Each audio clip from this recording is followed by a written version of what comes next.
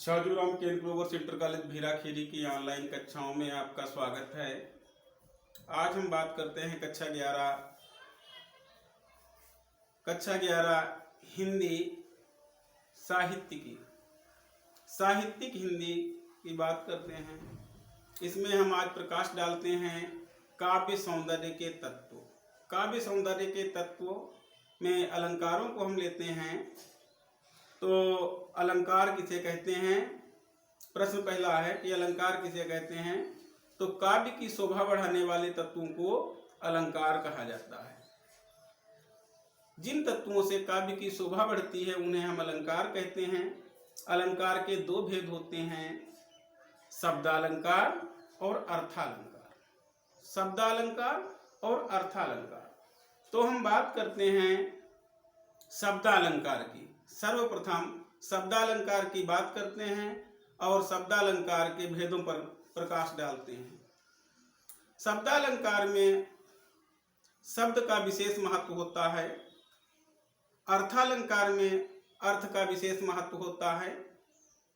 तो हम बात करते हैं शब्दालंकार की। तो शब्दालंकार जहाँ काव्य की शोभा का कारण शब्द होता है वहाँ शब्दालंकार होता है। जैसे अनुप्रास अलंकार जो है यह शब्दालंकार है। वर्णों की आवृत्ति को अनुप्रास कहा जाता है। तरनि तनुजा तट तमाल तरुवर बहुछाए। तो यहाँ पर इस उदाहरण में हमें देखने को मिलता है कि ता वर्ण की आवृत्ति हुई है और इसमें जो है अनुप्रास अलंकार है।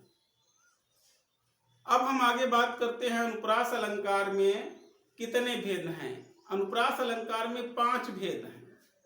अनुप्रास अलंकार 5 प्रकार के हैं।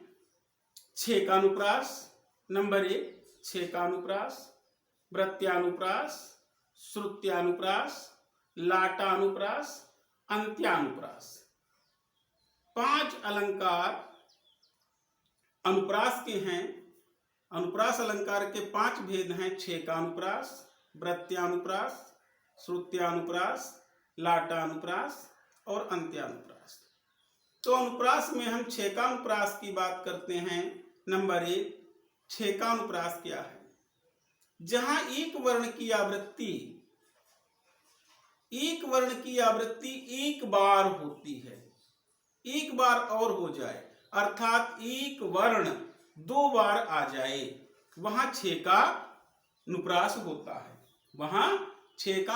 होता है। उदाहरण ले लें कि करुणा कलित हृदय में अब विकल रागिनी बजती। तो इस उदाहरण में का जो है 2 बार आया है। का की आवृत्ति एक बार और हुई है। अतः इस पंक्ति में छेकानुप्रास है। अब हम बात करते हैं नंबर 2, वृत्त्यानुप्रास की। वृत्त्यानुप्रास में एक अथवा अनेक वर्णों की आवृत्ति, एक से अधिक वर्णों की आवृत्ति 2 या 2 से अधिक बार होती है, वहां वृत्त्यानुप्रास होता है।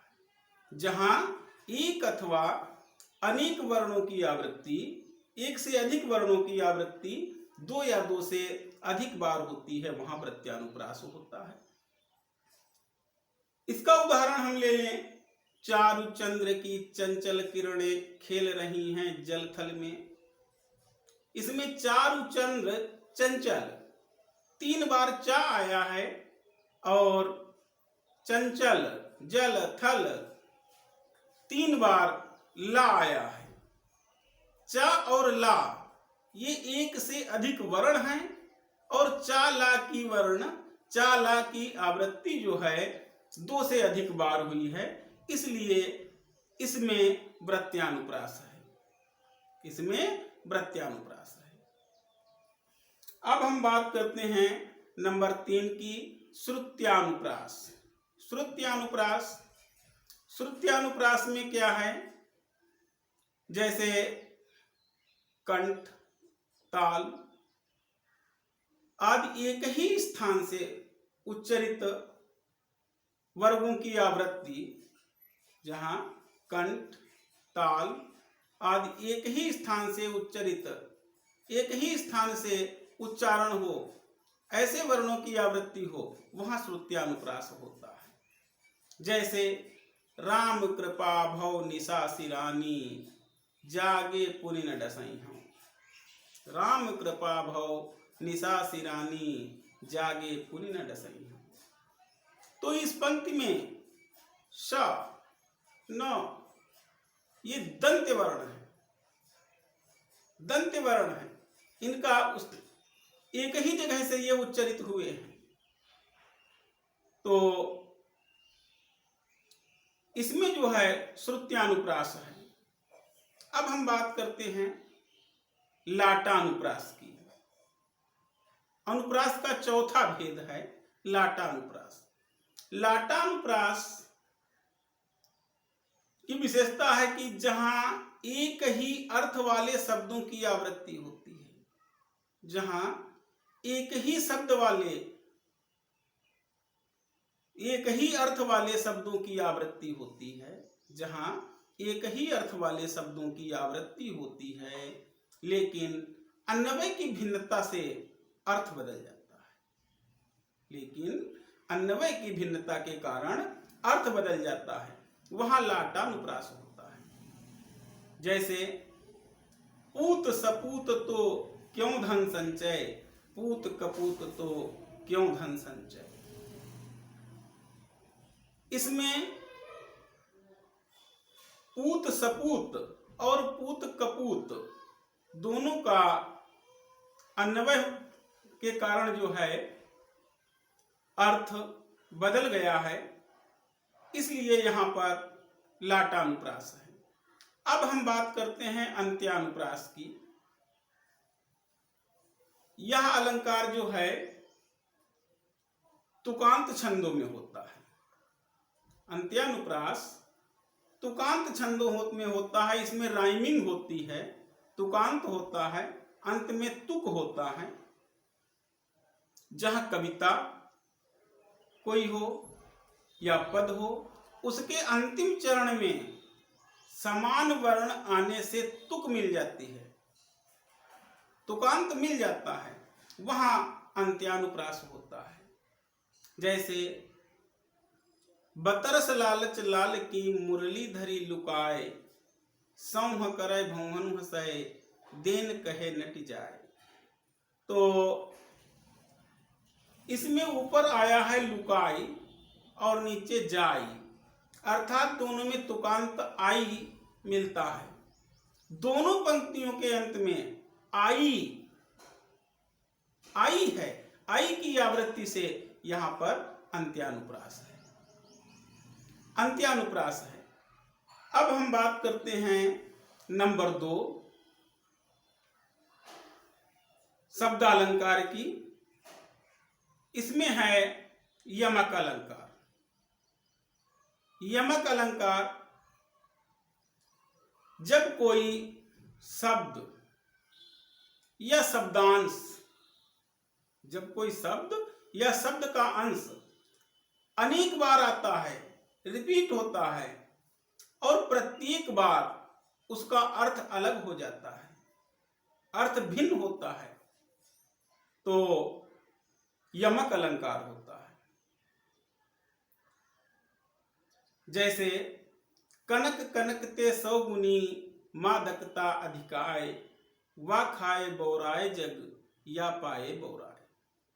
तो इसमें कनक शब्द 2 बार आया है, इसमें कनक कनक शब्द 2 बार आया है। दोनों कनक का अर्थ अलग अलग है। इसमें एक कनक है धतूरा और एक कनक है सोना। तो इस तरह से यमक अलंकार के भी दो भेद हैं। एक है अभंग पद यमक इसमें, और एक होता है सभंग पद। अभंग पद और सभंग पद यमक क्या है? अभंग पद यमक जहां दो पूर्ण शब्दों की समानता हो, जहां दो पूर्ण शब्दों की समानता हो, इसमें शब्द पूर्ण होने के कारण, इसमें शब्द पूर्ण होने के कारण दोनों शब्द सार्थक होते हैं। जैसे कि कनक कनकते 100 गुनी मादकता अधिकार। नेक्स्ट सभंग पद यमक, यहां शब्दों को भंग करके, शब्दों को भंग करके, तोड़ करके अक्षर समूह की समता बनती है, अक्षर समूह की समता बनती है। इसमें एक या दोनों अक्षर समूह निरर्थक होते हैं। एक या दोनों अक्षर समूह निरर्थक होते हैं। जैसे पक्षी पर छीने ऐसे, परे पर छीने वीर। पक्षी पर छीने ऐसे, परे पर छीने वीर। फिर अगला है श्लेष अलंकार। श्लेष अलंकार की बात अब हम अगले वीडियो में करेंगे। ये अलंकार सभी छात्र विधिवत जो है अपनी कॉपी पर उतार लें, उत्तर पुस्तिका में लिख लें और इन्हें याद कर लें। धन्यवाद।